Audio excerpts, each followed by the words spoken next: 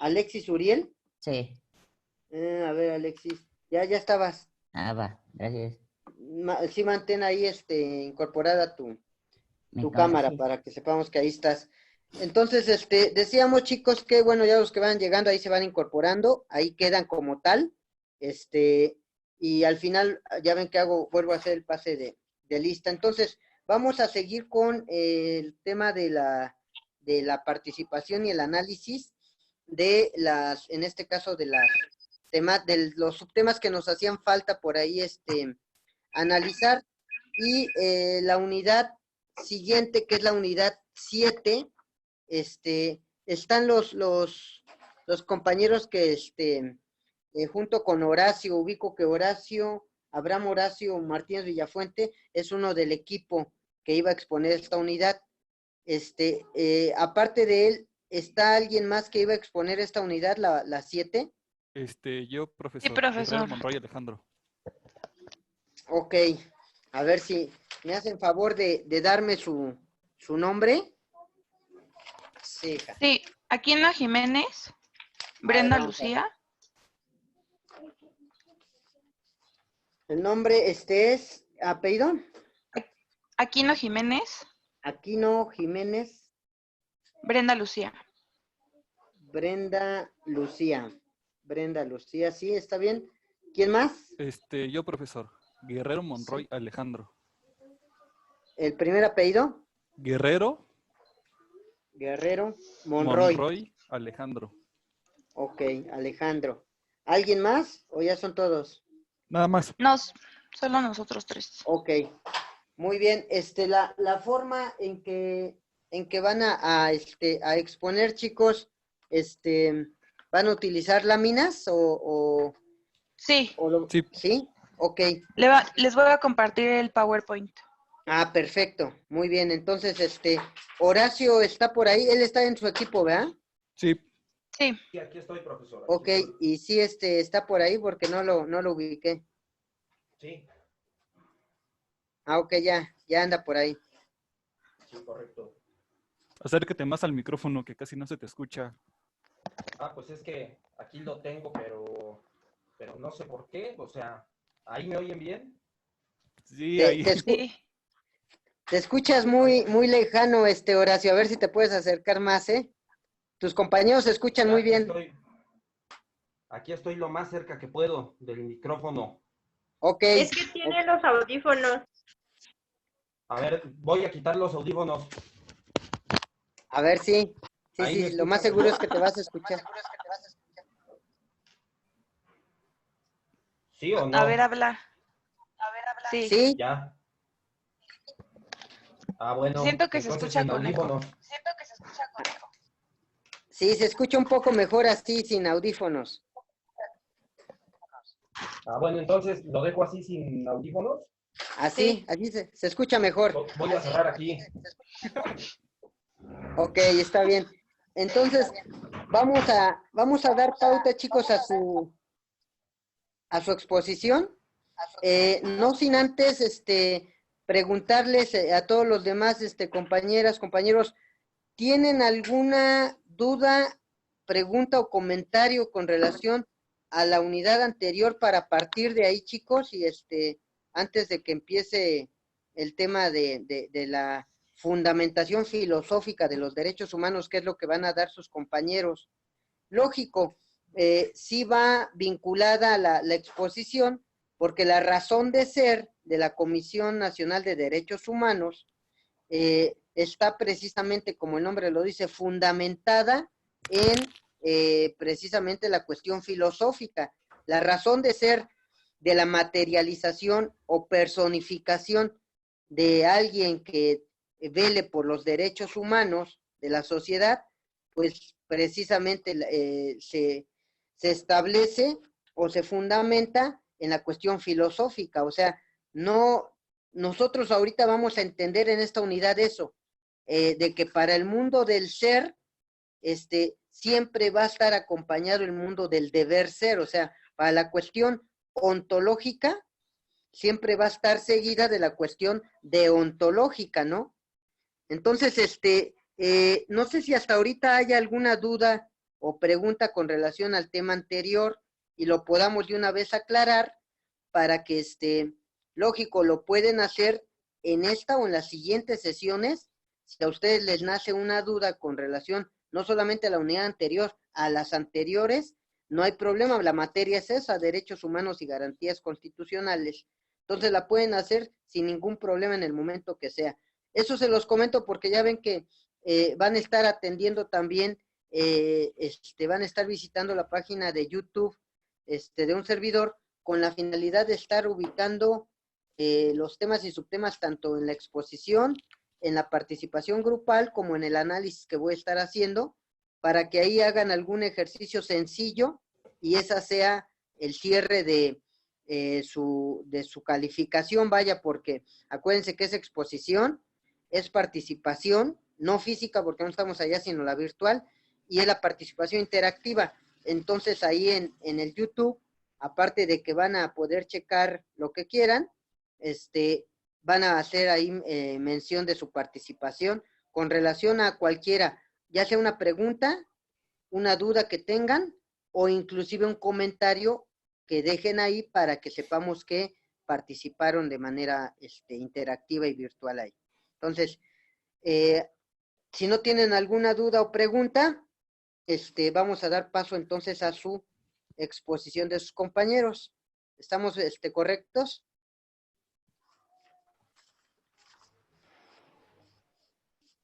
Profesor. Sí. Lo que pasa que me conecté un poquito tarde, entonces no sé si todavía me pueda pasar lista. No te preocupes, compañero. Ahorita ya al final que volvemos a pasar asistencia, lo reportamos, no te preocupes. Y aparte, ahorita como ya entras, quedas ahí grabado, y aparte, de qué manera, ¿no? Si está tu cámara allí activada, y si después participas, todo queda ahí, ya grabado, entonces no te preocupes, al final volvemos a pasarla, ¿sale? Ok, gracias. No, ¿de qué? Adelante, chicos, entonces empezamos con la exposición. Muy bien, muchas gracias. ¿Ahí me escuchan bien? Sí, Horacio. Bueno, Sí. entonces voy a dar inicio. Bueno, Ahí voy, ¿eh? Buenos ¿Sí días. ¿Sí se ve? Sí, Sí. Yo lo veo medio borroso, pero bueno. sí se ve. Sí se ve. Entonces, voy a empezar con la exposición. Buenos días, compañeros. Nosotros somos el equipo 7 y vamos a exponer la unidad 7, que es la fundamentación filosófica de los derechos humanos y las garantías del gobernado. Y el equipo está conformado por Aquino Jiménez, Brenda Lucía, Guerrero Monroy Alejandro y un servidor, Martínez Virafuentes Abraham Horacio. Bueno, la siguiente, por favor, Brenda. Y también la que sigue, porfa. Bueno, yo voy a exponer del tema 7.1 al 7.4. Entonces, para comenzaré, bueno, como dice el temario, con el 7.1, que es el escepticismo ante la existencia de derechos fundamentales. Acá, como podemos ver en la lámina, dejo en claro que no debe de haber errores de interpretación en el término de derechos humanos y garantías constitucionales, que creo que eso ya es algo que tenemos claro de exposiciones anteriores. Y bueno, una vez que ya tenemos esto como para ir comprendiendo cuál sería la semántica que propone el tema 7.1, voy a citar, por ejemplo, la fuente en este caso es Wikipedia, pero hay más fuentes, que nos dice que los derechos fundamentales son aquellos inherentes al ser humano y que pertenecen a toda persona en razón a su dignidad. La siguiente, por favor. El subtema que nos compete presupone entonces que tenemos ya un concepto de lo que es el escepticismo. Sin embargo, al tratarse esta de una rama filosófica, como había dicho el profesor, esto es filosofía del derecho prácticamente, también cito a unos autores que son más de filosofía que de derecho. En este caso va a ser a Johann Hessen, y lo retomado ha sido del libro Teoría del Conocimiento, sexta edición, octubre del 2018 en la Ciudad de México, editorial Tomo, con el ISBN que incluyo ahí. Bueno, en la página 54 hay una cita importante que nos dice que el escepticismo proviene del griego examinar o meditar, mientras que el dogmatismo considera la posibilidad de un contacto entre el sujeto y el objeto, tomando esta relación como un hecho comprensible. O sea, el escepticismo simplemente la niega, pero considera que el sujeto no puede aprenderse el objeto. Esto, interpretado, porque leído de esa forma parece que no tiene mucha relación, pero interpretado lo único que nos está explicando es la naturaleza del escepticismo. La naturaleza del escepticismo es no dar por hecho algo que ya está presupuesto. O sea, por eso dice que la oposición sería el dogma, porque en el dogma es cuando te dicen, oiga, ¿y por qué soy pobre? Porque así lo quiso Dios, hijo. Ah, bueno, ya no hagas preguntas, eso es un dogma, algo que se tiene que tomar como una verdad absoluta. En este caso, lo que se está poniendo en tela de juicio son los derechos fundamentales. Nos están diciendo, ¿realmente existen los derechos fundamentales? O se puede ser escéptico ante esa postura, ¿no? Ahora, la siguiente, por favor. 7.5. Bueno, acá concluyo por el tema de las diapositivas, pero a pesar de que esta postura la sostienen diversos filósofos y estudiosos del derecho, el fundamento de los derechos es producto de que el propio raciocinio del ser humano no se escapa de caer en contradicciones, ¿no? A la hora de argumentar por qué deben existir estos mismos. Entonces, aquí puse que siempre se respetan de la misma manera. Si se habla de un escepticismo precisamente por el vacío subjetivo al que pasar de una ley, o sea, una ley no puede dar lugar a eso, existe ya por simple interpretación subjetiva, como recurriendo a una de las fuentes del derecho, ¿no? Que en este caso sería la costumbre, es lo que quiero decir en esa diapositiva. Sin embargo, eso no es todo. Eso es en términos de diapositivas, pero acá yo elaboré un trabajo en donde explico más a fondo, ¿no? Ahora, históricamente, el escepticismo se puede encontrar principalmente en la antigüedad.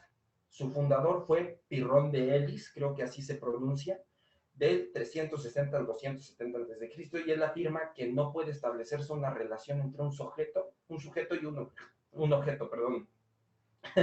La conciencia cognoscente está imposibilitada para aprender a su objeto. Lo mismo, está hablando de la negación. Pero entre estos tipos de escepticismo, el escepticismo al que se refiere la unidad que tenemos aquí es el escepticismo metódico. Ahora, el escepticismo metódico se fundamenta en la posición de duda de todo lo que se presenta a nosotros a través de nuestra conciencia natural, si se le puede llamar así, como verdadero y cierto. Todo lo que se presenta como verdadero y cierto, rechazando por eliminación todo lo falso, ¿no? Para llegar a un conocimiento absolutamente seguro. El objetivo del escepticismo metódico es ese.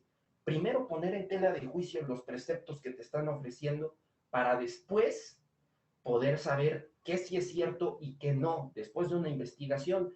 Esto fue una cita precisamente de el mismo libro Teoría del Conocimiento de Johann Hessen. Ahora, como es la unidad 7 referente a los derechos humanos, debemos entender sencillamente por escepticismo la negación o la duda de la existencia de los derechos fundamentales, entendiendo que estos últimos provienen más de una corriente ius naturalista. Es lo que el ius naturalismo propone como uno de sus preceptos principales. Ahora, ya que tenemos esto bien claro, y tenemos ya una postura escéptica, vamos a tomar al respecto a otros autores. En este caso sería al doctor Ignacio Burgoa, en su libro titulado Las garantías individuales, cuya descripción sería la 4ª edición, es editorial Porrúa 2009, Ciudad de México. Acerca de su fundamento filosófico de los derechos, nos dice que podemos decir sin salirnos de normalidad que los seres humanos, por más diversos que parezcan sus caracteres y sus temperamentos, por más disímiles sus fines particulares y por más contrarias sus actitudes, coinciden en un punto fundamental, en una genérica aspiración de obtener su felicidad que se traduce en una situación objetiva, consciente de bienestar duradero, que no es otra cosa que una satisfacción íntima permanente. Yo esta cita la incluyo acá porque la interpreto como el objetivo de que existan los derechos fundamentales, ciertamente. Entonces, en un resumen, diría yo que el tema 7.1 no es otra cosa más que la negación de los derechos humanos, tomando como referencia a Martín Agudelo Ramírez. También ese trabajo se los voy a pasar para que lo puedan leer más detallado. Y bueno, la cita dice que se reflexiona sobre un asunto complejo como es la fundamentación de los derechos humanos. Se presenta una recopilación historiográfica en la que se expone sobre distintas posibilidades de fundamentación sin optar por una en concreto. Veo que no se escucha. ¿Sí me están oyendo? Perdón. Ahí se escucha muy bien ahorita, así como lo que hiciste, no sé qué apretaste, ahí te escuchas Nada. muy bien. Es que me acerqué al micrófono, pero ahorita, si me alejo así, ¿ya me dejaron de oír o todavía me oyen bien? Ahí te escuchas muy bien. Muy No sé bien. qué apretaste, pero te escuchas muy bien.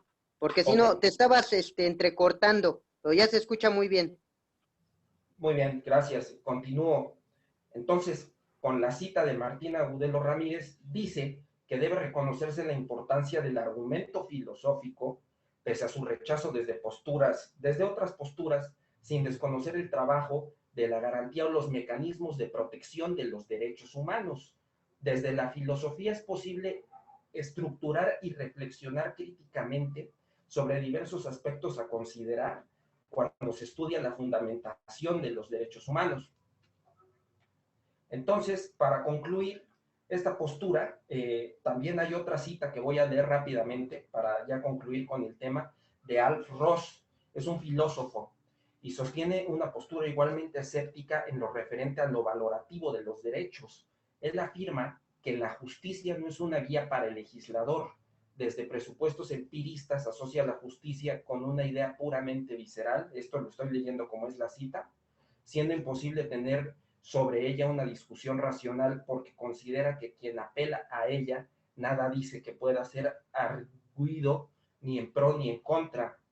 El punto es que el autor postula una especie de punto fundamental acerca de por qué es importante hacer hincapié en la interpretación filosófica de los derechos. Entonces, para concluir, esta postura que sostienen diversos filósofos y estudiosos del derecho, podemos decir que no siempre se respetan estos derechos de la misma manera, aunque así debiera ser, pero sí se habla de un escepticismo precisamente por ese vacío subjetivo, al que a pesar de que la ley no da lugar a esto, existe ya por la interpretación que tiene cada uno de nosotros. Y con eso concluiría el tema 7.1. ¿Puedes avanzar a la siguiente, por favor, Brenda? Ahora, acá el 7.2 es la necesidad de justificar los derechos y las garantías constitucionales. La siguiente, por favor.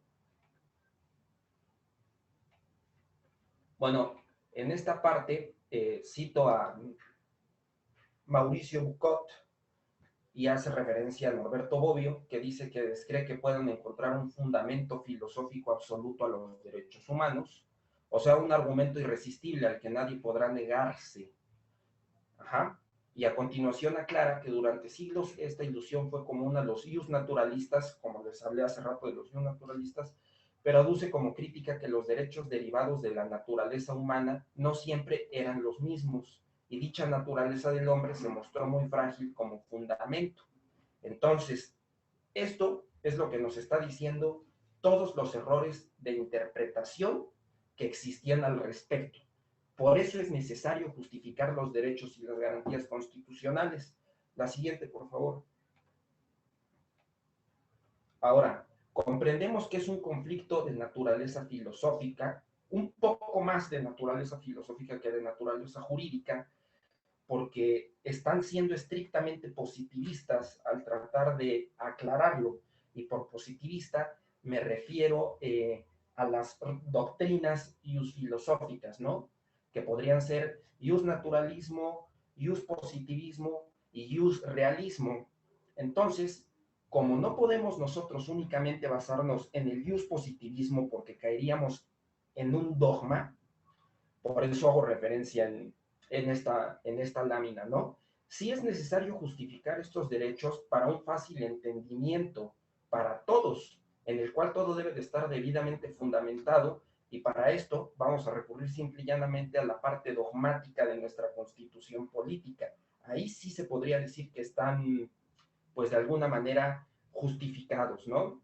Sin embargo, si comprendemos este apartado desde un aspecto filosófico, recordando que ese es el tema, Norberto Bobbio nos presenta 4 dificultades para la fundamentación absoluta de los derechos humanos. Entonces, cito nuevamente a Bucot en la siguiente diapositiva, por favor. Y acá nos pone, bueno, no sé si alcanzan a ver, compañeros, o si quieren que se los lea.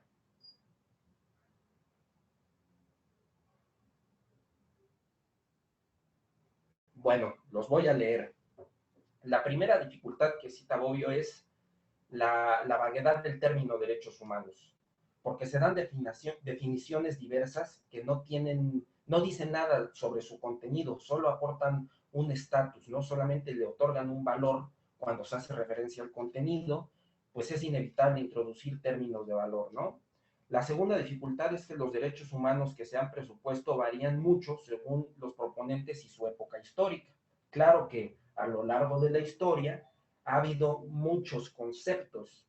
La tercera, que nos dice el autor, sería que los derechos humanos, además de que no pueden ser muy definibles en ciertas épocas y variables, han sido, bueno, él utiliza la palabra heterogéneos o a veces incompatibles. Y la cuarta sería que aún en la misma clase o jerarquía de sujetos hay antinomía, perdón, se refiere a contradicciones entre los derechos que invocan. Por ejemplo, dice los derechos sociales a diferencia de los derechos individuales. Ahora, eso es referente a las diapositivas. Yo acá, en el trabajo que realicé, bueno, primero planteo, ¿no?, la unidad. ¿Será necesario justificar estos derechos o simplemente porque existen ya y tenemos facultad de ostentarlos por el simple derecho de ser, bueno, tenemos esos derechos por el simple hecho de ser humanos? Tendríamos que reflexionar acerca de estos, si es algo que ya indica la doctrina. Yo acá pongo que entraríamos, a mi parecer, en una contradicción iusfilosófica. Por un lado, si creemos que es necesario justificar los derechos objetivamente, ante todo estamos cayendo en un positivismo radical. Por otro lado, si creemos que los poseemos, estos derechos, por el simple hecho de existir y ser mexicanos, caemos en un naturalismo radical. Eso es lo que yo interpreté. Ahora, Norberto Bobbio, también, lo vuelvo a citar, nos arroja un poquito de luz sobre el tema, citando a Mauricio Bucot. El libro se llama Filosofía y Derechos Humanos. El año es 1993, editorial Siglo XXI Editores, Ciudad de México. Y nos dice al respecto que la fundamentación filosófica para, pues, poder comprender estos derechos sería básicamente una mezcla, o así lo interpreté yo, como se debe de hacer en un sistema, en un orden jurídico, una mezcla de justnaturalismo y de positivismo. De esa manera, nosotros estaríamos entrando en una tercera rama que sería el realismo, que toma partes del positivismo, que en este caso podría ser la Constitución, y del naturalismo, de lo que hablábamos, los derechos fundamentales. Y así es como concluyo este punto, el 7.2. Sería ahora al 7.3, por favor, Brenda. Ahora, tema 7.3 es la relación entre el concepto y el fundamento. La que sigue, por favor. Bueno, acá los derechos fundamentales que ya hemos ejemplificado son una concepción, como ya dije, naturalista, pero sí es aceptada. Acá cito a Luigi Ferrajoli y nos dice que en el plano teórico jurídico la definición más fecunda de los derechos fundamentales es, desde mi punto de vista, esto es una cita literal, la que los identifica con los derechos que están adscritos universalmente a todos en cuanto personas o en cuanto ciudadanos o personas en capacidad de obrar, y que son, por tanto, indisponibles e inalienables. Esta respuesta no nos dice cuáles son, sino solamente qué son los derechos fundamentales.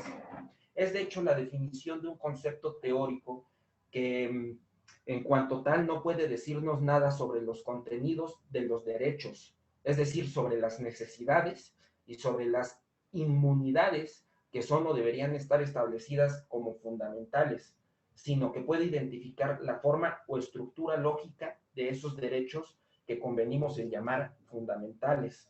Nos dice, lo cual no es poco, que si queremos garantizar un derecho como fundamental, debemos sustraerlo tanto a la disponibilidad de la política como a la del mercado. Es por eso que yo hace rato, bueno, y termina formulándolo en forma de regla general y por tanto confiriéndolo igualmente a todos. Acá es por eso que yo hablé hace rato de esta comparación del ius naturalismo y el ius positivismo, para juntarlo y así tener un criterio. O sea, nosotros podemos tener afinidad por alguna doctrina filosófica, pero eso, reconocer que no va a estar por encima de la ley, en este caso, pero sí nos podemos amparar de esa doctrina que nosotros, con la cual nosotros tenemos afinidad, para interpretarla no para que exista una controversia y que cada uno entienda lo que quiera, sino para tener más nociones y más puntos de vista al respecto, para poder comprenderla mejor. Ahora, para concluir con esto, obtenemos que podríamos hablar de una igualdad jurídica. Su fundamento está en los primeros 38 artículos de nuestra Constitución Política, y yo concluyo con que podemos establecer esta parte de la Constitución como el vínculo que existe, comprendiendo antes, obviamente, el concepto de estos derechos fundamentales. Ahora, el tema 7.4, por favor. Bueno, tema 7.4 es la fundamentación en relación a los destinatarios. La que sigue, por favor. Muy bien. Acá, originalmente, los derechos fundamentales, como ya hemos dicho, surgieron, esto es retomado igual de otra fuente que les voy a anexar, les voy a pasar ese trabajo. Entonces, originalmente los derechos fundamentales surgieron como cotos de libertad frente al Estado. Por lo tanto, el Estado, a través de los poderes públicos, es el primer destinatario de los derechos, y a esto se le denomina dimensión vertical de los derechos. Ahora, nosotros atendemos al individuo como objeto de los derechos fundamentales, a nosotros, debido a que la naturaleza de la palabra lo sugiere, ¿no? Y más allá de eso, es el objetivo del subtema en específico. Ahora, en esta parte, la subdivisión abarca dos aspectos. Serían el tema 7.4.1, abstractas, y 7.4.2, históricas. Ahora, vamos a atender primero a las históricas. Para esto también cito a otro autor, y nos dice que no se puede hablar propiamente de derechos fundamentales hasta la modernidad, cuando afirmamos que se trata de un concepto histórico propio del mundo moderno. Queremos decir que las ideas que subrayan en su raíz la dignidad humana, la libertad o la igualdad, por ejemplo, solo se empiezan a plantear a través de derechos en un momento determinado de la historia. Antes existía la idea de la dignidad.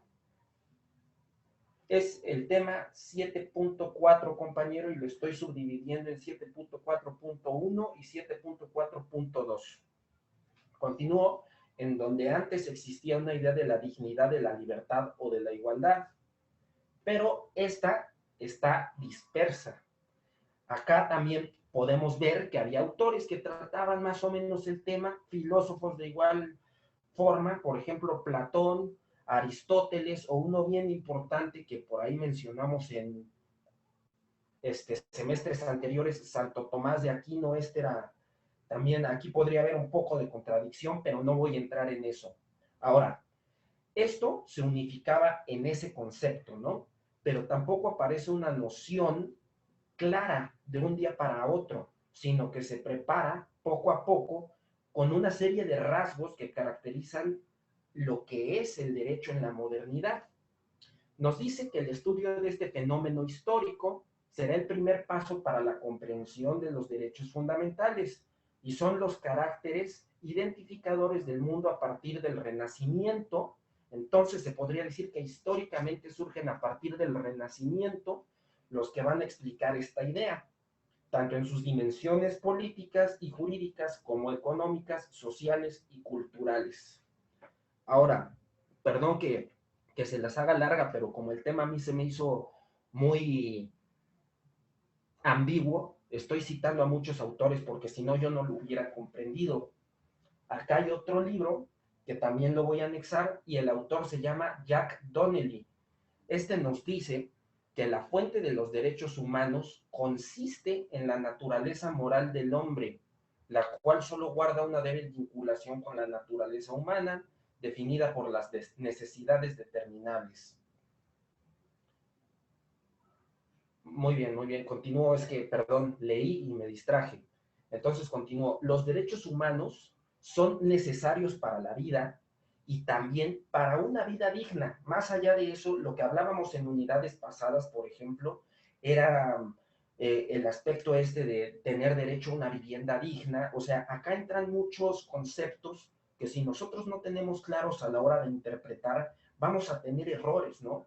Entonces, los derechos humanos y los derechos fundamentales sí sirven son necesarios para la vida, pero más que para la vida, son necesarios para una vida digna, como lo dice el autor.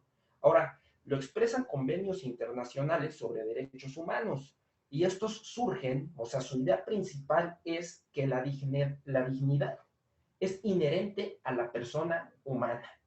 Entonces, acá caemos otra vez en el justnaturalismo. Acá nos dice también el autor que sus violaciones niegan a la humanidad del individuo. O sea, violar esos derechos son violentar más que el simple hecho de una grosería. O sea, es algo que va contra la naturaleza humana y el progreso que ha habido por la relación que tienen estos derechos para uno como humano. Como seres humanos, nosotros tenemos derecho no a los imperativos de la salud y a las cosas necesarias de una vida digna. O sea, también necesitamos, en el sentido estricto de la palabra, para eso sería necesario el jus positivismo, o sea, vigilar el cumplimiento en todo sentido. Y desde esta perspectiva ya podemos entender que este filosófico tema nos habla un poquito de lo que es el racionalismo, ¿no?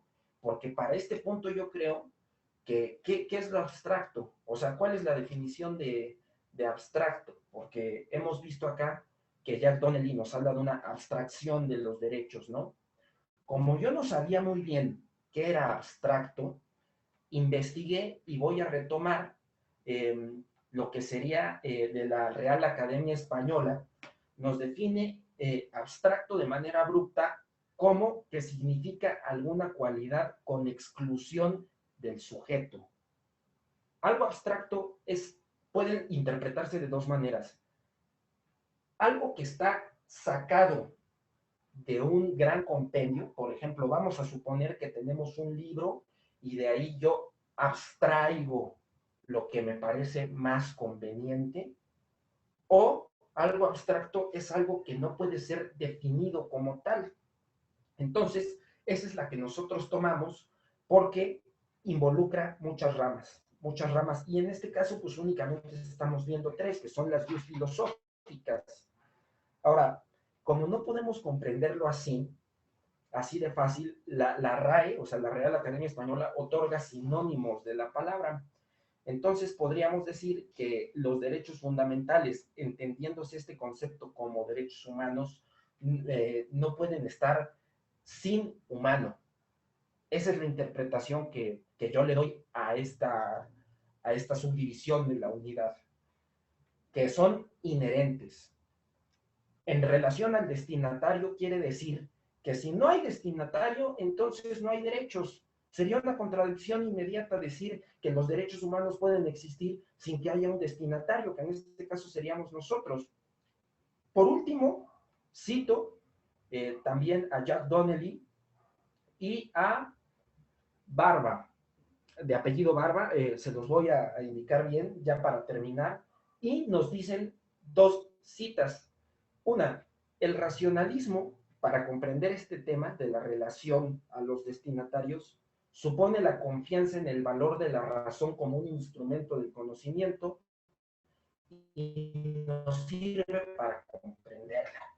Eso, entre otras cosas, dice. Y el derecho no se debe malinterpretar por la influencia de Platón, en este caso, que sería pues enorme en la época en la que surgen históricamente, pero no ahora. O sea, ha habido un gran cambio. Entonces no podemos nosotros recurrir a las doctrinas filosóficas antiguas. Podemos hablar de un derecho justo, que sería un derecho pues racional.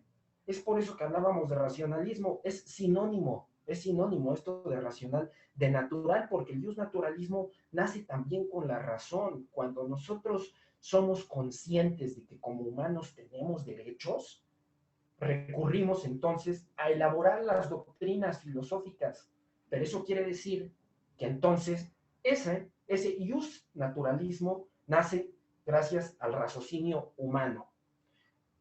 Por ende, el racionalismo, por un lado, potencia, en aquellas épocas potenciaba la burguesía a través del dominio de la naturaleza, pero por otro garantizaba el dominio con reglas jurídicas, o sea, los derechos naturales derivados del examen racional de la naturaleza humana, lo que ya dije, de ser conscientes de eso, que lo convertirían en un derecho justo. Entonces nosotros nos quedamos únicamente con la parte positivista, que es lo que se va a plasmar y va a ser válido para todos. Entonces, con esto concluyo, compañeros, el tema 7.1 al 7.4. Como ya dije, les voy a compartir el trabajo de Word. Ahorita que terminemos a las 11 lo subo para que puedan ver todas las fuentes que cité. Si alguien tiene alguna duda antes de que pasen mis demás compañeros, lo puede hacer saber, y si no, que continúen. Sería todo por mi parte y muchas gracias.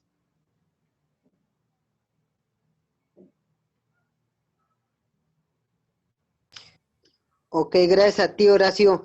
Va a seguir alguien más de tu equipo, ¿no? Sí. Sí, profesor, sigo yo. Ok, adelante. ¿Sí se escucha bien? Sí, así es. Ok, entonces voy a empezar. Buenos días, compañeros. Yo soy el alumno Guerrero Monroy Alejandro y a mí me toca hablar sobre el subtema 7.5, que lleva por nombre Fundamentación atendiendo al carácter de los valores que los protegen. Bueno, en este subtema debemos de tener en cuenta que existen muchos planteamientos y muchas teorías que hablan de los derechos humanos y sobre su fundamentación. Tenemos, por ejemplo, la fundamentación de tipo objetiva. La siguiente diapositiva, por favor.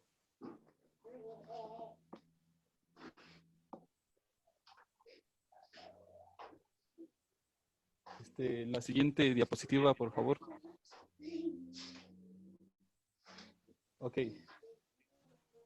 ¿Cómo debemos de entender a la fundamentación objetiva? Pues existen muchos términos, pero uno con el que a mí me quedó claro el tema es que es el conjunto de posturas doctrinales que afirman la existencia de un orden de valores, reglas o principios que poseen validez. Hay que tener en cuenta que cuando hablemos de estas teorías siempre deben de contener validez absoluta y universal. Esto quiere decir que puede ser de conciencia valorativa. Bueno, ya que hablé de eso, debemos de tener en cuenta que cada fundamentación, que vamos a ver tres, estamos viendo la objetiva, tiene su teoría respectiva. La teoría respectiva de la fundamentación objetivista es la ética material de los valores, que a continuación se las voy a presentar. La siguiente diapositiva, por favor.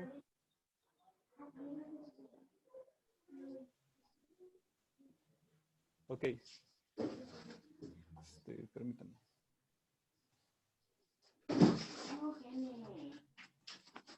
Ok. Esta teoría de esta fundamentación la da, espero pronunciarlo bien, Werthekig,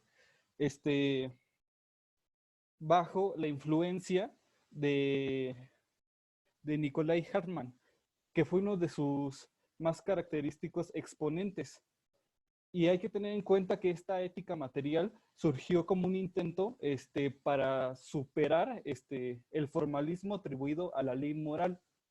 Hay que tener en cuenta que la ley moral siempre va a estar intrínseca en estos temas.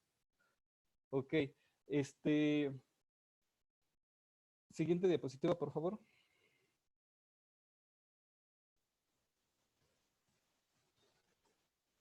Para entender esta tesis, tenemos tres características que son de suma importancia. Las vamos a dividir en tres, ¿ok? Por primer punto, podemos poner que los valores son esenciales, existentes, con anterioridad e independencia a cualquier experiencia que forman un orden eterno e integrado por una serie de principios absolutamente invariables. Este orden ideal de valores se halla estructurado según relacionados de jerarquía que configuran una serie de categorías o rasgos, o rangos, perdón, valorativos que no pueden ser modificados por los hombres. ¿Qué quiere decir esto?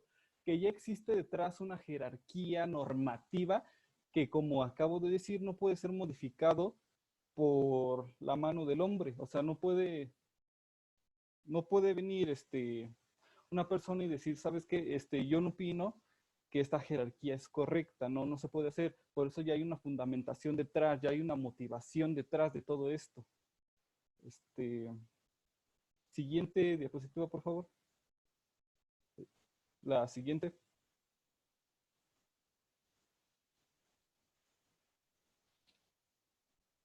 Siguiente, por favor. Ok. Ahora vamos a la segunda característica más importante de esta teoría, de la fundamentación objetivista. Y hay que entender que el orden objetivo y jerárquico de los valores no pueden ser conocido a través de la razón. Más bien esto quiere decir que es concedido o aprendido, por así decirlo, por el sentimiento y la intuición, perdón, de una evidencia. Esta vía permite definir los valores como el mismo rigor, perdón, y exactitud que se tiene de los resultados de la lógica y la matemática. ¿Qué quiere decir esto? Lo primero que dije es que esto se aprende por el sentimiento y la intuición. Hay que separar dos tipos de conocimientos. Tenemos el de la intuición y el de la ciencia exacta, como la matemática que acabo de explicar. ¿Qué es la matemática? La ciencia de los números, y es una ciencia exacta. Entonces, no intervienen los sentimientos, no interviene la intuición. Hay todo un proceso detrás para decir que ese es el resultado exacto. Ahora vamos al tercer característica de esta teoría de la fundamentación objetivista, que es que los valores no derivan de la cognoscibilidad racional o empírica. Hay que entender que lo empírico es lo que se va aprendiendo por la experiencia.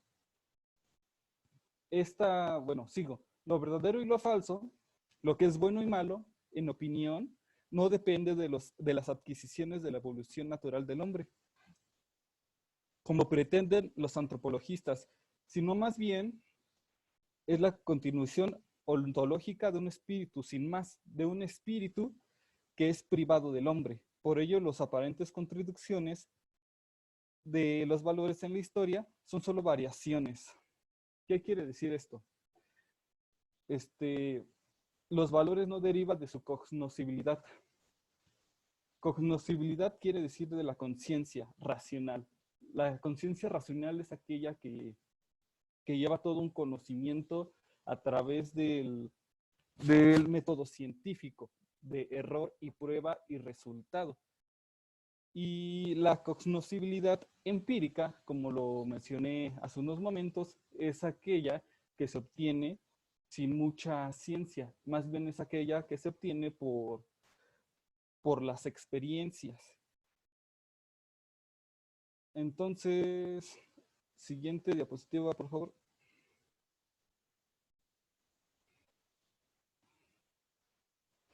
Ahora vamos a ver la fundamentación subjetiva, que es la que sigue de la fundamentación objetiva. Permítame. Ok.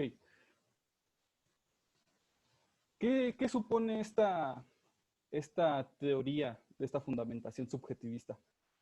Supone que la reivindicación de la autonomía humana como fuente de todos los valores es la relación con el origen al racionalismo ético, que sitúa en la razón antes que el árbitro de la voluntad la regla próxima de conocimiento y actuación de los valores. Se ha considerado como la gran aportación de la tradición naturalista, disculpen. Así desde sus formulaciones católicas, cristianas, replanteando en el tránsito a la modernidad por los clásicos españoles y el pensamiento racionalista. Aquí volvemos a ver algunos términos que ya había mencionado, como el pensamiento racionalista. Y también hay que tener en cuenta que ya vamos a empezar a indagar sobre temas religiosos, como acabo de mencionar, que ya entra un tipo de aportación, por así decirlo, cocristiana, que replantea el tránsito de la modernidad por los españoles.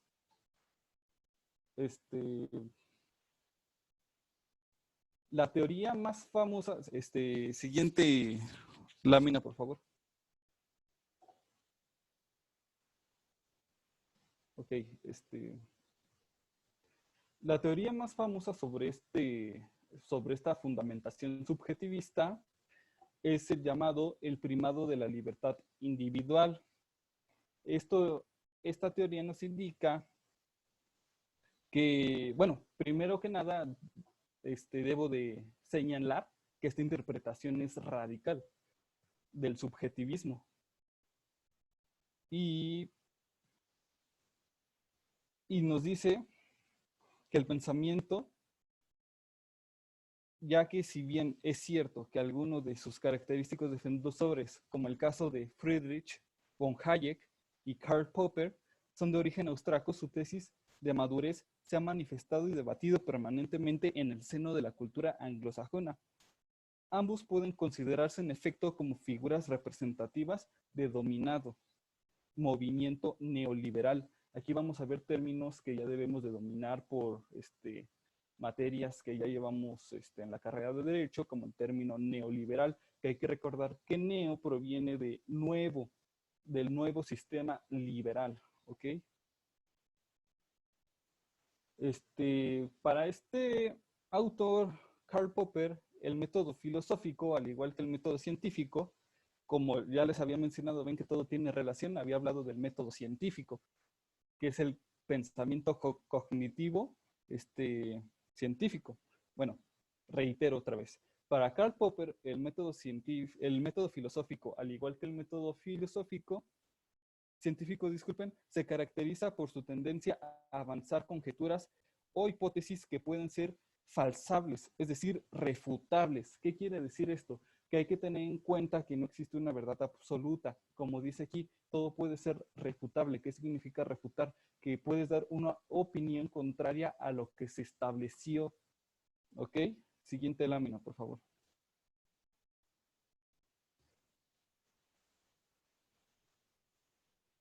Ahora vamos a ver la tercera y última fundamentación de estas garantías, que es la fundamentación intersubjetiva. Permítanme.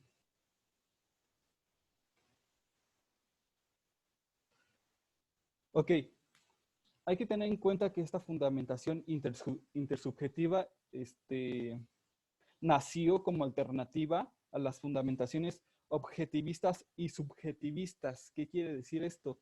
Que al tener ya dos teorías que hablaran, dos fundamentaciones, disculpen, que hablaran de la fundamentación de estas garantías, se tenía que tener otra para tener un poco más expandido el conocimiento, ya que este representa un esfuerzo para concebir los valores intrínsecamente comunicables. Esto quiere decir que como categorías se deben de expresar por necesidades sociales e históricamente compartidas. Esto permite suscitar un consenso generalizado sobre su justificación. Entonces aquí queremos, aquí se quiere dar a entender que hay que tener en cuenta los ámbitos sociales, así como los ámbitos históricos. Los ámbitos históricos son aquellos sucesos que ya pasaron y que se tienen que tener en cuenta para no volver a cometer esos hechos. Okay. Hay que tener en cuenta también que la fundamentación intersubjetivista de los derechos humanos entraña, o sea, por tanto, frente al objetivismo, una revalorización del papel del sujeto humano en el proceso de identificación y de justificación racional de los valores éticos jurídicos. Y frente al subjetivismo... Permíteme, compañero. Sí. Permíteme, Arturo. Arturo, ¿estás ahí? Sí, profesor. Para que saques no creo que sea compañero de la clase, para que cheques el chat y lo saques. Sí. ¿Sí? Sí. Por favor, gracias. Sí, adelante, compañero. Ok. Perdón, ¿eh? Sí, no se preocupe. Bueno, estaba en que la fundamentación intersubjetivista de los derechos humanos entraña. ¿Qué quiere decir esto? Que por tanto, frente al objetivismo, se realiza una revalorización del papel del sujeto humano en el proceso de identificación y de justificación racional de los valores éticos jurídicos. Y frente al subjetivismo, el postular la posibilidad de una objetividad intersubjetiva de tales valores basada en la comunicación de los datos antropológicos que les sirven de base. Hay que tener en cuenta que los valores éticos jurídicos los podemos encontrar. Bueno, les voy a dar una muy buena recomendación, ya que estamos hablando de garantías sociales y de filosofía. Les voy a recomendar un libro para que entiendan un poco más esto, que se llama La ética de Nicomachio. Aquí van a entender lo que son los conceptos éticos jurídicos, porque claramente, como indica el título del libro que les acabo de recomendar, vamos a hablar mucho sobre qué es la ética y cómo se puede relacionar con lo jurídico, que ya sabemos que lo jurídico es todo lo que tiene que ver con el ámbito jurisdiccional, la ley y la burocracia, ¿ok? Siguiente lámina, por favor.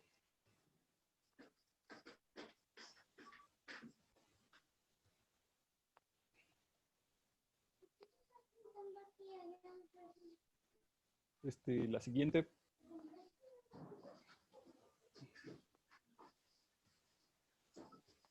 Voy, es que se trabó, como que nos están hackeando, oye. Profesor, como que mi compañera me indica como que están hackeando la Ya. señal. Ah, parece Ya, que... sí, estamos checando eso, porque a la par estamos ubicando que entró ahí una persona por el nombre de uno de los alumnos, entonces no hay mayor problema, pueden ustedes ya seguir. Profe, y se activan sus cámaras y los que no las activen los sacan para que solo estemos los que sí somos de la clase. Sí, de hecho es lo que estaba ahorita dialogando, y es la única forma en que podemos podemos estar ahí prácticamente comprobando que sí estamos, ¿no? Ya se salió, ¿no? Entonces, o sea, sí hay forma o manera, de rastrearlos, si son alumnos o no, pero la única forma de hacerlo es con las cámaras prendidas, porque así ubicamos quién sí entra, ¿no? Y quién está. Entonces, es lo que vamos a tener que hacer, chicos, para las Profesor, siguientes clases. Sí. para que, sí, a ver si pueden encender nada más sus cámaras para checar si son. De hecho, Igual aunque sea nada más para pasar lista, los que no puedan dejarla activa, pues ya. sí, para saber si son o no son. De hecho, ya la aplicación está bloqueada para que nadie más pueda entrar, entonces para que también podamos revisar si están bien los que están participando ahorita. Ok, sí, adelante, compañero. Ya ahorita lo checamos, pero sí es cierto, Sveidi, lo que comenta, solamente en las siguientes para que no pase ello, porque sí puede, con todo y que la invitación quede restringida, en efecto puede entrar alguien como si fuera el alumno y mantenerse ahí. Entonces, como no está la cámara, no sabemos quién es. Entonces, sí vamos a ubicar eso para la siguiente sesión. Pero si no se preocupen, ahorita ya lo ubicamos, ya se salió, más bien ya lo sacamos. Entonces ya no hay problema. Adelante, compañero. Bueno, me quedé en la teoría respectiva a la fundamentación intersubjetivista o intersubjetiva. Esta teoría se llama la teoría consensual de la verdad, que para poder entender esta postura, voy a citar un poco lo que dice, espero pronunciarlo bien, Jürgen Habermas, que él propone un tipo de intersubjetivismo destinado a explicar y fundamentar consensualmente la verdad de los argumentos y la corrección de las normas que regulan la actividad social en cuanto a manifestaciones de la praxis comunicativa. Bueno, a partir de eso, podemos decir que la validez o la invalidez de un argumento, de una norma social, se puede, ¿cómo decirlo? Se puede medir por su idoneidad para el logro del entendimiento intersubjetivo. Siguiente lámina, por favor.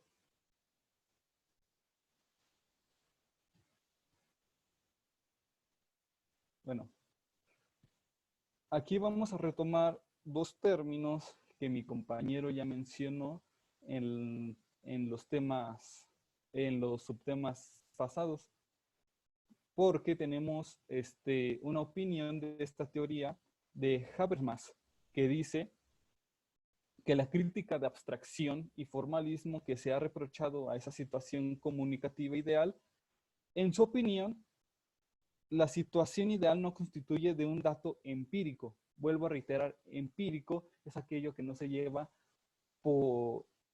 de la mano con el método científico, con prueba y error para llegar a la solución exacta.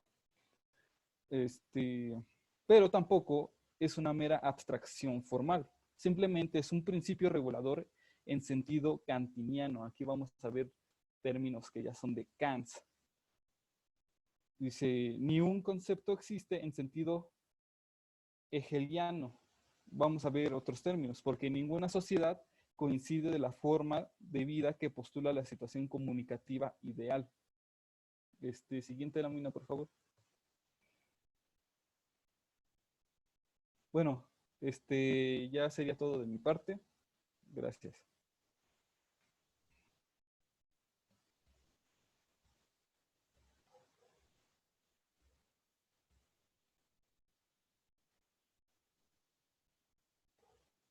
Buenas tardes a todos, compañeros. ¿Se escucha bien? Sí, compañera. Ok, voy a prender mi video. Ok, voy a prender mi video para que no nos hackeen. Listo. Bueno, yo voy a empezar hablándoles con el 7.6, que es fundamentaciones en atención a los presupuestos teóricos. El primero que les voy a mencionar son liberales. Y bueno, los derechos humanos, como hoy los conocemos, pues son el resultado de un desarrollo histórico que tiene su más antiguo antecedente en la filosofía de los estoicos. Ya Abraham les mencionó más o menos de la historia y dijo que esto es un tema filosófico. Ay. Ok. Esta concede por primera vez al ser humano, en tanto es un ser racional y partícipe del universo, una serie de derechos llamados naturales, porque les pertenece al hombre simplemente por ser hombres. El liberalismo ofrece criterios sobre los derechos humanos, ya sea desde la concepción ius naturalista, que fueron las que mencionaron mis compañeros, y también en esfuerzos racionalistas u objetivos. Aquí Ayn Rand nos explica que los derechos son un concepto moral, el concepto que provee una transición lógica de los principios que rigen las acciones de un individuo, aquellos que guían sus relaciones con los demás. El concepto preserva y protege la moralidad en un contexto social, es decir, es un vínculo entre el código moral de un hombre y el código legal de una sociedad. Entonces, tenemos estos dos puntos importantes, entre la ética y la política. Los derechos del individuo son el medio para subordinar la sociedad a la ley moral. Por otro lado, tenemos las comunitaristas. ¿Qué nos dice? Bueno, nos explica que la crítica comunitaria hoy en día ha recaído fundamentalmente sobre los planteamientos del más connotado e influyente exponente, que fue John Rawls, el que los acabo de leer. O sea, prácticamente es una crítica a lo que él nos dice. En términos generales, podemos decir que Rawls pretende, con su teoría, responder la pregunta sobre qué es una sociedad justa. Yo creo que esa pregunta nos la hemos planteado todos. Para esto descubre los principios de justicia que dan a una sociedad este carácter. A partir de esos supuestos, Rawls procede a desarrollar y justificar los elementos centrales de su teoría en la justicia y corresponden a dos principios básicos. El primero es que toda persona tiene igual derecho a un régimen plenamente suficiente de libertades básicas iguales, que sea compatible con un régimen similar de libertades para todos. Un poco utópico. El segundo es que las desigualdades sociales y económicas han de satisfacer dos condiciones. Primero, deben estar asociadas a cargos y posiciones abiertos a todos en las condiciones de una equitativa igualdad de oportunidades. Y el segundo, que para mí se me hace el más importante, es que deben procurar el máximo beneficio de los miembros menos aventajados de la sociedad. Creo que ese es un punto fundamental que hasta el día de hoy no se logra llegar a una equidad. O sea, hay muy pobres, hay muy ricos en nuestro país. Y bueno, por último, quiero hablarles de la posición que adopta la Constitución Mexicana de 1917. Se me hace un tema muy interesante porque tiene, digamos, precedentes esta Constitución de impacto internacional. Les voy a explicar. Del texto constitucional se pueden comprender un conjunto de principios y decisiones políticas fundamentales que el pueblo mexicano ha venido adoptando desde los primeros días de nuestra independencia y que se ha plasmado en las diversas constituciones que hemos tenido. En la Constitución de 1917, los principios políticos fundamentales son, digamos, precedente de la Carta de 1857. Que correspondían a la doctrina del Estado liberal de derecho, la protección de los derechos del hombre en su aspecto individual. También nos habla del principio de la soberanía nacional en la parte dogmática y en las modalidades de su forma de gobierno y de Estado. Con esto también hablamos de la división de poderes en un sistema federal, que es la parte orgánica de la Constitución. Los principios fundamentales los principios políticos fundamentales fueron los siguientes: soberanía popular, el concepto de los derechos individuales, el sistema representativo de gobierno, la división de poderes, el sistema federal, la rectoría de Estado, la separación entre el Estado y las iglesias. Los derechos sociales a nivel de la ley fundamental fueron establecidos por primera vez en la Constitución del mundo, en la Constitución Mexicana de 1917, efectuando uno de los avances más ricos de esta Suprema, producto de la Revolución Mexicana. Con sus diversas reformas y adiciones, los preceptos constitucionales establecen los siguientes derechos sociales que pues hasta el día de hoy tenemos. El derecho a la educación, que es para mí de los fundamentales, derecho de los pueblos indígenas, derecho a la protección de la salud, derecho de toda persona a un medio ambiente adecuado, derecho de toda familia a disfrutar de vivienda digna, derecho de los niños y de las niñas, bases de la reforma agraria, derecho a la justicia expedita y honesta, derecho al desarrollo rural integral y el derecho de toda persona al trabajo digno. Bueno, la base de estos derechos individuales son diferentes a los sociales.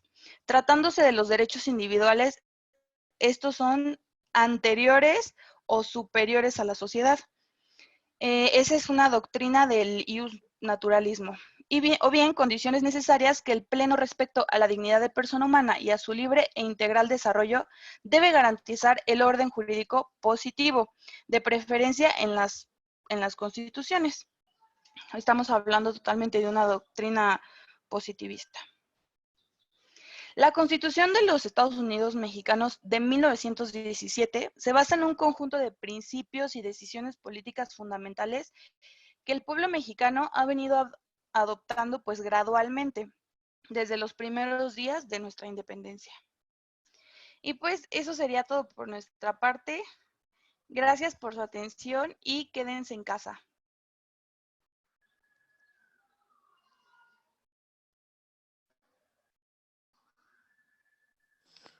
Ok, muchas gracias, compañera. Gracias por tu recomendación. Vamos a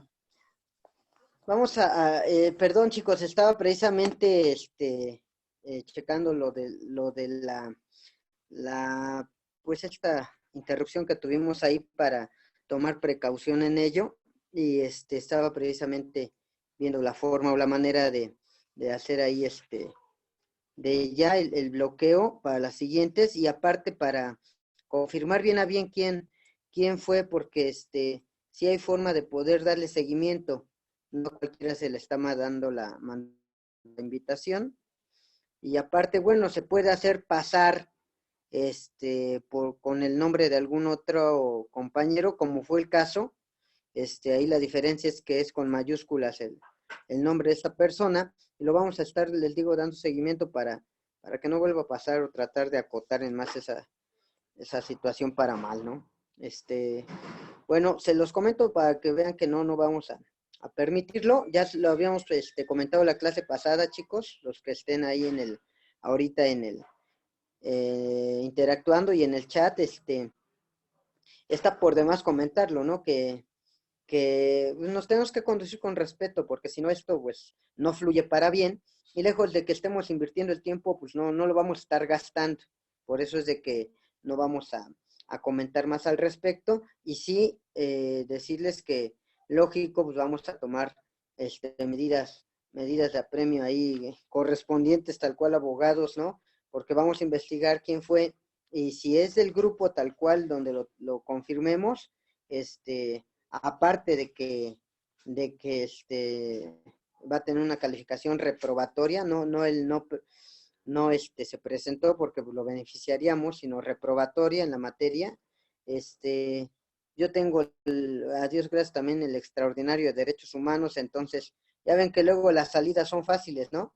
De reprobar la materia porque no me cayó bien el profe, o el profe reprueba al alumno, y en extraordinario luego sacan mejores calificaciones, ¿no?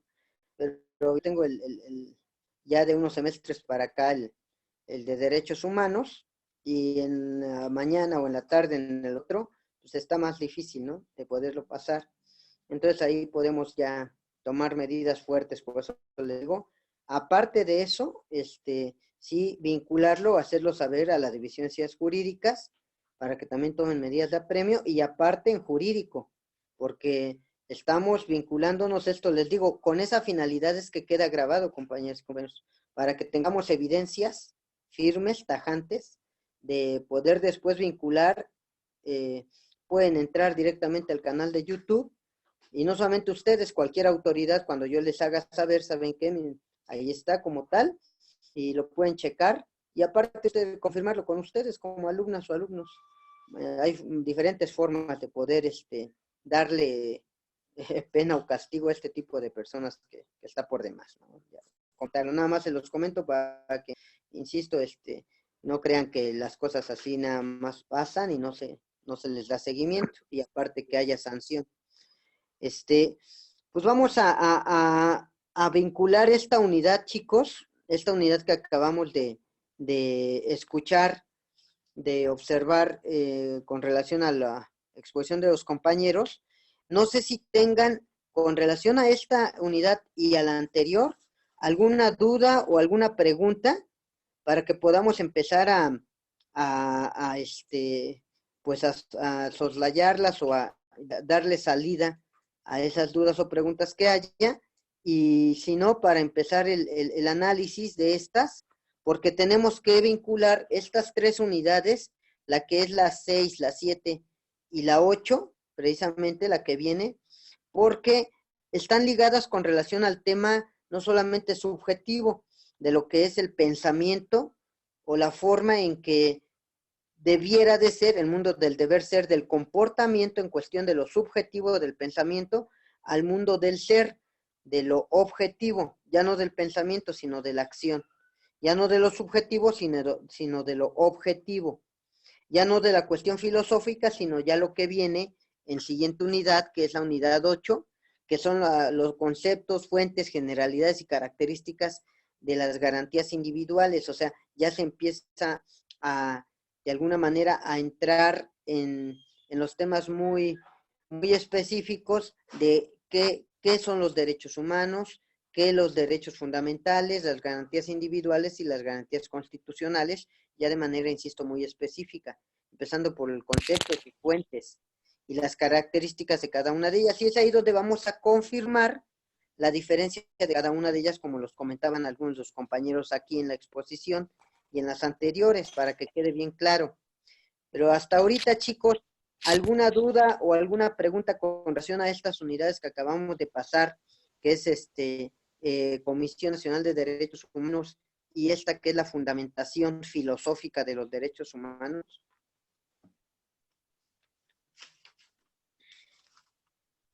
No, creo ¿No? que sí quedó claro.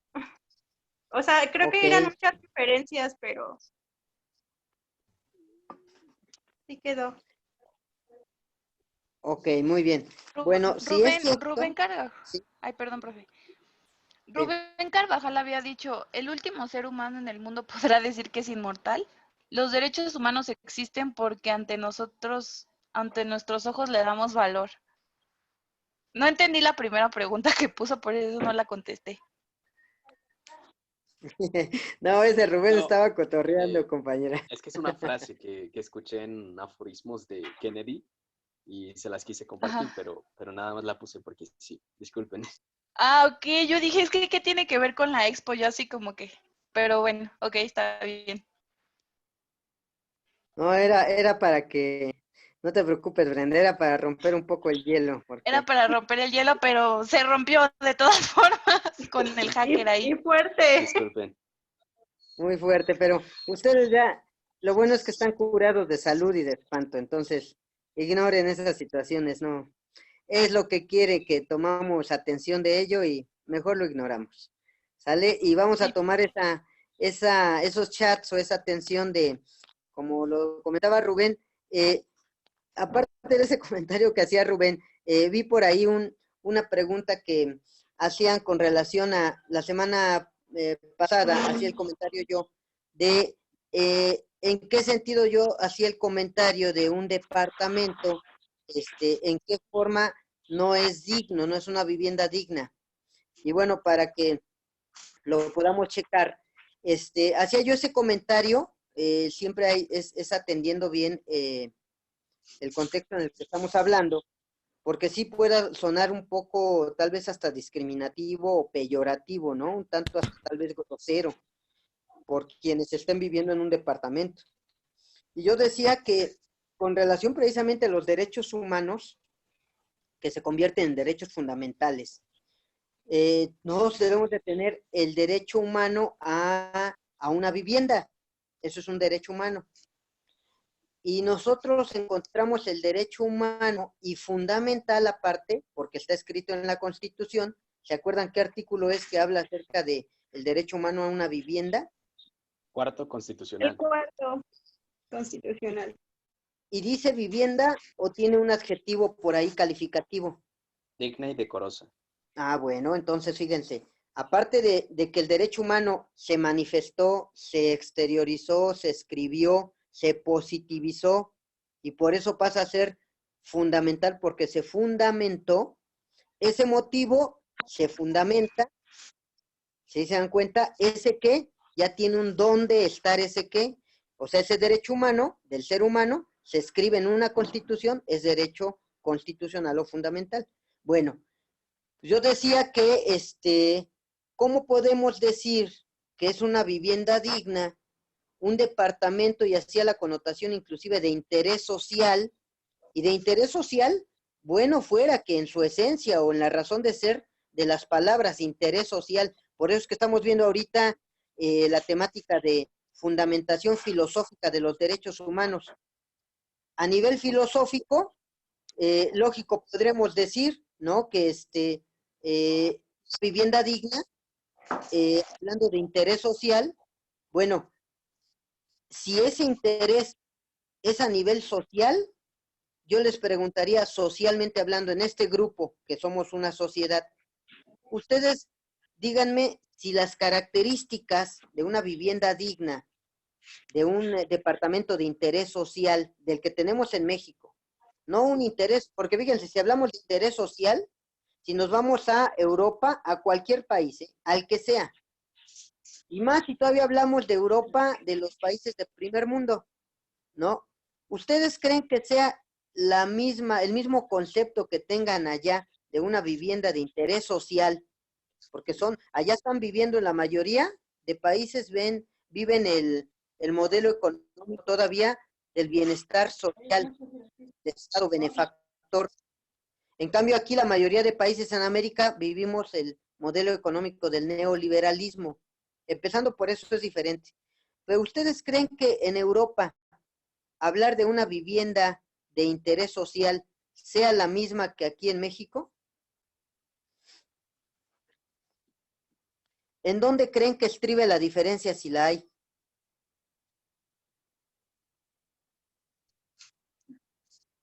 ¿Cómo? ¿Lo puedes repetir, prof, porfa? ¿En dónde creen que haya diferencia en una vivienda de interés social en Europa a aquí en América? Específicamente en los países latinos, o hablando en México. Profesor, Sí, yo siento que va más que nada relacionado a las normas que regulan este tipo de viviendas. Porque estaba leyendo yo que principalmente en España los estándares de vivienda eran muy altos, por eso los espacios que eran muy pequeños o que se encontraban limitados en ciertos recursos estaban prohibidos y no se podían rentar ni vender a las personas. sí, tiene que ver completamente con eso, compañero. Tiene que ver completamente con eso porque así es, Luis. Una característica principal es el espacio. El espacio. Entonces, allá un departamento de interés social, la sociedad, como está interesada en ella, no va a permitir que el gobierno le dé un departamento de un espacio reducido, muy reducido. Ahí, ¿cuál vivienda digna o derecho humano a una vivienda digna y decorosa cuando no puedes ni siquiera en los miembros de la familia interactuar de manera tranquila, en paz? Va a haber más roces o fricciones corpóreas, ya no digamos que en cuestión emocional o sentimental, porque, oye, para pasar del comedor a la cocina tienes que pedirle permiso al familiar, ¿no? Son viviendas de interés social muy reducidas en cuestión de espacio. Entonces, fíjate, si nos vamos al tema que estamos viendo, que es fundamentación filosófica, en cuestión de la filosofía, ¿de dónde vengo? ¿Qué hago? ¿Y a dónde voy? ¿De dónde vengo? ¿Qué hago? ¿Y a dónde voy? Es la constante pregunta o preguntas de la filosofía. Entonces, fíjate, rápido, hablando de vivienda, ¿de dónde vengo? De una vivienda pequeñita. ¿Qué hago? Me salgo a la calle. ¿Por qué? Porque en la vivienda, como la tengo pequeñita, hay roces, hay fricciones, hay una cuestión dinámica para mal en la familia, porque no nos podemos aguantar ni ahí en la propia casa. Pues ¿de dónde vengo? De mi casa. ¿Y de dónde vengo? De una dinámica para mal, por la vivienda que es pequeñita, que no puedo gritar, ya no puedo decir saltar o hacer algo porque el vecino de abajo ya me está diciendo, hablando de los departamentos, que estoy de ruidoso, o el vecino de arriba, inclusive, ruidoso y no me deja concentrar a hacer mi tarea o la actividad que haga, ¿no? El vecino de al lado o el otro de al lado están haciendo una actividad que yo la estoy escuchando, que estoy violentando su intimidad o él está violentando la mía. No, es una serie de cosas reales, que usted no me va a dejar mentir. Entonces, hablar de los materiales de construcción de una vivienda de interés social aquí, un departamento, son materiales tan de poca calidad que, insisto, ya se violenta el derecho humano a la intimidad también. Entonces, fíjense cómo vamos sumando derechos humanos y fundamentales que se van violentando por el tema de una vivienda digna, que ni es digna ni es decorosa. Ya no hablemos de lo decoroso, si no es digna, menos decorosa. Entonces, a eso me refería yo, a un departamento de interés social que no cumple con los requerimientos, las características básicas, mínimas, de un derecho humano a la vivienda. Entonces, por eso decía el contexto. En Europa, insisto, no son seres humanos extraterrestres, son seres humanos como nosotros, con diferencias con relación a constitución física, sí, tal vez, ¿no? Pero no debería de ser diferencia en cuestión de lo subjetivo de lo que ahorita se habló. El derecho humano en cuestión de fundación filosófica subjetiva, ¿cuál es? El pensamiento, el pensar. Y ellos, al igual que nosotros, tienen la misma capacidad intelectual, nada más que la diferencia es que ellos echan a girar el roedor para presionar al gobierno de lo que debe de ser digno y decoroso, cosa que nosotros no tenemos, cosa que nosotros no hacemos, no estamos acostumbrados a ello. Al contrario, estamos acostumbrados a dejar pasar que, en este caso, las autoridades, como decía Rodrigo y Erika en la semana pasada y antepasada, que nos decían, pasada más bien, que nos decían ejemplos de con relación no a una vivienda, sino al agua, ¿no? Oye, una cosa es el derecho humano al agua y otra al servicio como te está llegando el agua a tu domicilio. Entonces es ahí donde estriba la fundamentación filosófica, chicos. Cuando nos hablaban de lo subjetivo es el pensar. ¿Cómo pienso que tienen que ser mis derechos humanos? En cambio, lo objetivo es el gobierno, cómo está objetivizando, es sinónimo de positivizando, es sinónimo de fundamentando esos derechos humanos.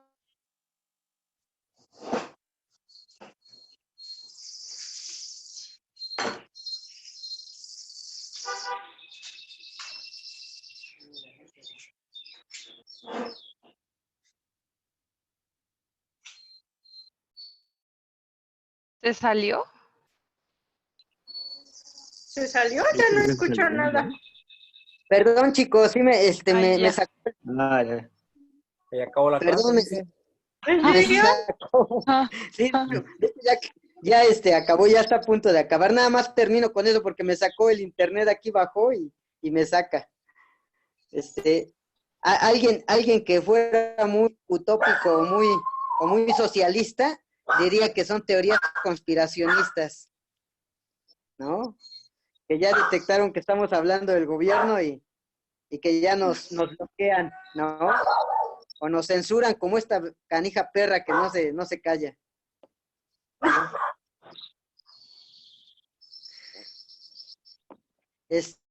¿Saben qué, chicos? Veo que son 9 o 8 para la 1, entonces vamos terminando con relación a la clase nada más, a la sesión.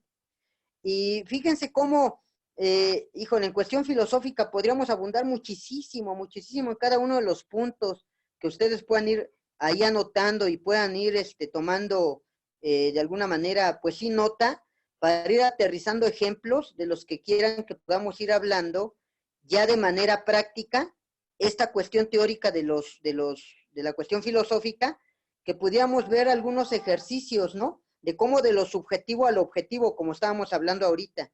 Y se van a dar cuenta cómo el tema del control social tiene que ver muchísimo con esto de lo filosófico, muchísimo.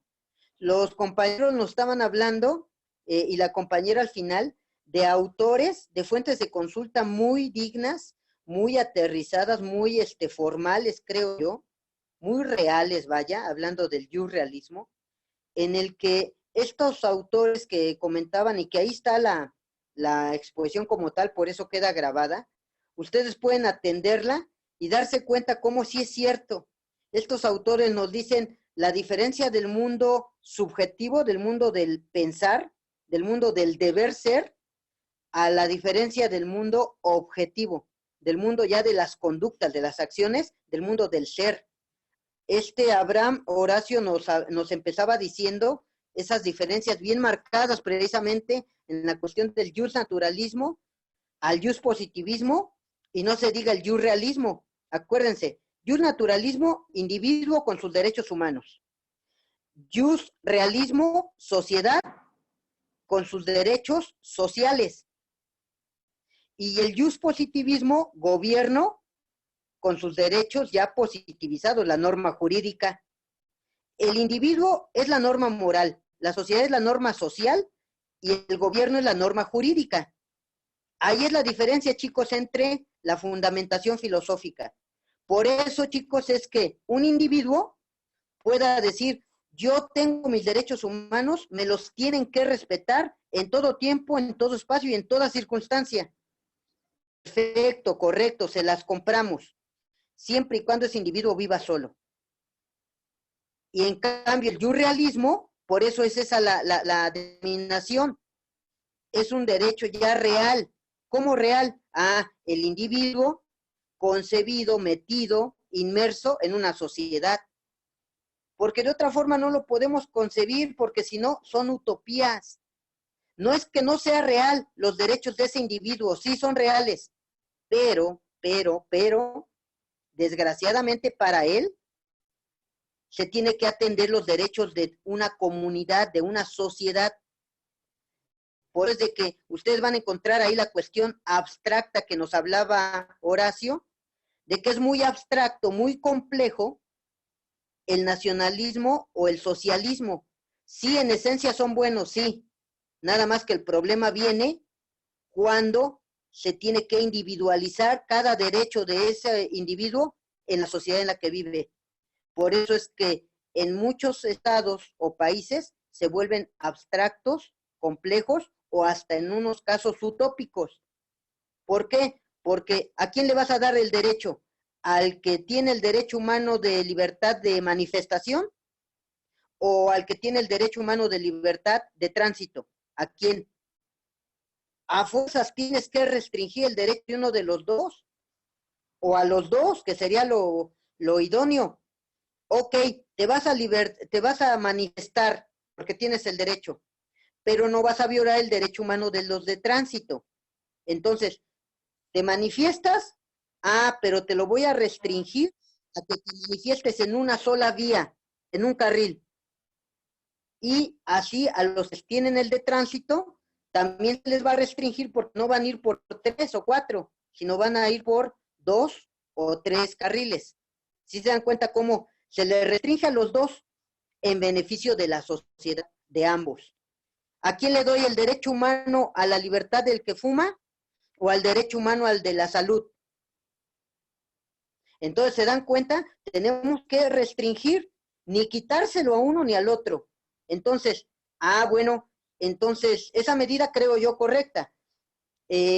Puedes fumar en vía pública en lugares abiertos, no cerrados, porque vas a violentar el derecho humano del no fumador. Pero tampoco le puedo decir al fumador, prohíbo fumar. Porque el otro no quiere fumar. No es que no quiera, tiene el derecho humano a la salud, pero el otro también tiene el derecho humano a fumar. ¿Se dan cuenta? Entonces esos ejemplos, chicos, y así nos podíamos ir, nada más que la sesión ya terminó. Lo vamos a ver en las siguientes sesiones. Para eso nos sirve esto, chicos. Yo, miren, les agradezco que estén tomando atención a los que están tomándola como tal. Aquí hay de tres, y insisto en ello y con eso termino. Hay quienes están en presencia física, o bueno, virtual aquí. Y hay quienes tienen presencia virtual y además atención. O sea, mentalmente están atentos. Y hay quienes, chicos, están sumando inclusive la tercera. Están presentes, están atentos y además están dispuestos. Yo me doy cuenta, chicos, la disponibilidad, que la disposición es diferente a la atención, ¿eh? La atención es mental, acuérdense. La disposición es emocional, sentimental. Yo puedo hacer las cosas atento, con la mente. Me pueden salir bien. Mas cuando yo las hago atento y dispuesto, o sea, con la mente y con el corazón, con el pensar y con el sentir, las cosas salen mucho mejor, chicos. Y yo me doy cuenta que en el grupo hay de los tres. Hay quienes nada más están presentes, hay quienes están presentes y atentos, y hay quienes están presentes, atentos y aparte dispuestos, chicos. Es más, no solamente yo, chicos, no nos engañemos. Ustedes también se están dando cuenta muy bien de ello, chicos. Entonces, yo les agradezco a todos, a los tres niveles que estén. Y felicito a los que están y atentos aparte. Y más que felicitaciones, chicos, a los que están atentos y además dispuestos. ¿Sale? Entonces, nos vamos a ver en la siguiente sesión, chicos. Déjenme hacerles el pase de lista final para que trate de ser lo más justo con relación a su criterio de evaluación, con relación a su calificación de participación virtual e interacción. ¿Sale? Déjenme pasarles lista rapidito a los que estén aquí. Y conforme les pase lista, chicos, pueden ir saliendo del grupo ya sin problema. Exactamente son las 12:59, entonces ya no hay problema con ello. Insisto, agradecerles y felicitarlos. Nos vemos en la siguiente, conforme vaya pasando lista de los que tengo aquí, ¿no? Entonces, les agradezco ahí la atención, chicos. Tengo aquí sí, gracias. Tengo a Sánchez Parra, Víctor. Presente. Gracias, Víctor. A Dariana Gasca. Sí, presente, profe. Ok, gracias, Dariana. Tengo a Ana Noyola. Presente, profe. Sí, muchas gracias, Adriana. Estamos. Anaí Trinidad. Presente, profesor. Gracias, Anaí. Gracias a usted. Sí. Esbeiri Bautista. Presente, profe. Ok, gracias, Esbeiri. Gracias. Bye. Abraham Martínez. Presente, pero es que hay dos Abraham Martínez. Entonces no sé si se refiere a mí o al otro compañero. No, el otro se llama Rodrigo Octavio. Martínez sí. Sí, Ok. pero no es Abraham. Bueno, presente. Está bueno. Gracias. Oración. Hasta luego. Azucena Díaz. Presente, profe. Gracias, Azucena. Brenda Aquino. Presente, profesor. Gracias, Brenda.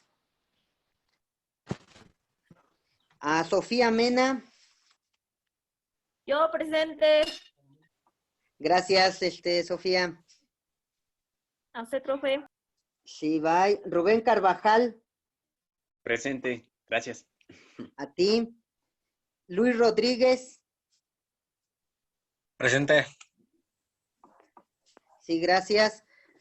Alexis Uriel López. Presente. Gracias, Alexis. Rodrigo Martínez. Presente, profe. Sí, ¿verdad? No te llamas Abraham. No, me llamo No es Rodrigo. tu segundo. Rodrigo, ¿verdad? Tu segundo Sí. nombre sí es Octavio.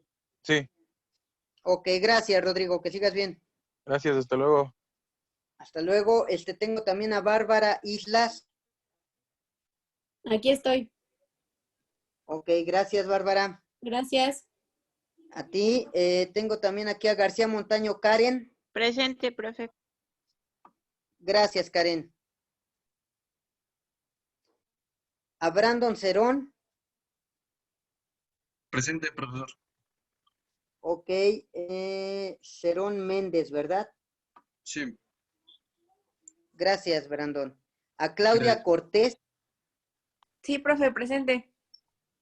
Ok, CICH. Sí. Gracias. Guerrero Monroy. Presente, profe. Muy bien, Alejandro. Gracias. Ares Cabello. Yo, presente, profe. Gracias, Ares. Sergio Torres Fonseca. Presente, profesor. Ok, Sergio. Ya estamos. También a Marco Roldán. Presente, profesor. Gracias, Marco. Fernanda Quirós. Presente, profesor. Ok. Quirós. A ver, ¿dónde estás? María Fernanda, ¿verdad? Sí. Gracias. Gracias. A ti, Estrella Aguilar. Sí, presente. Ok. Gracias, Shaidel. Nicole García Figueroa. Aquí sigo, profesor. Ok. Gracias, Nicole. Claro. Brandon, ya estás. Bárbara también. Ya estás, Aldo. José Ruiz. Creo que no puede activar su audio, profe, algo así. Ah, ok. Él es José Antonio Ruiz Torres, ¿no? Sí. Ok, dice que no, el audio no lo puede activar. Ok, gracias. ¿Quién más? Los que no he citado, chicos, me hace falta. Yo, profesor. Sánchez Mar. A ver, primero las chicas. Araceli Hernández. Sí. A ver, Hernández, Araceli, déjame ver, ¿dónde estás aquí? Ok, Araceli. Ya estás. Gracias, Araceli. Gracias. Ok, ¿quién más, chicos? Yo, profesor. Aldo Rodríguez. ¿Tu primer apellido cuál es? Rodríguez. Rodríguez Alcántara Aldo. Sí. ¿Tu cámara no la tenías activada, Aldo? Sí, la tengo prendida, pero ya le había dicho que tengo la pantalla del celular estrellada. ¿Está prendida? Ah, perfecto. Déjame. Sí, cierto.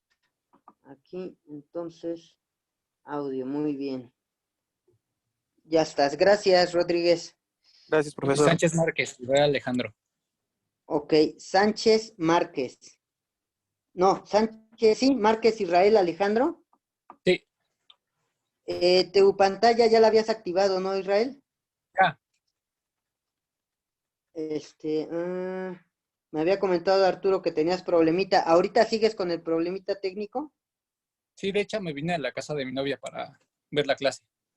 Ah, sí, ya te ubiqué. Ok, gracias, Israel. Sí, gracias. Hasta luego. Ok, ya no tienes pretexto, ya regrésate a tu casa. Sí. Vale, que estén bien, nos vemos. ¿Quién más? Ya son todos, ¿verdad, chicos? Ok, pues les agradezco la atención, chicos, pásenlo bonito y sigue cocinando ahí, Dariana. Provecho. Cuídate. Provechito, que estén bien. Hasta luego. Bye, hasta luego.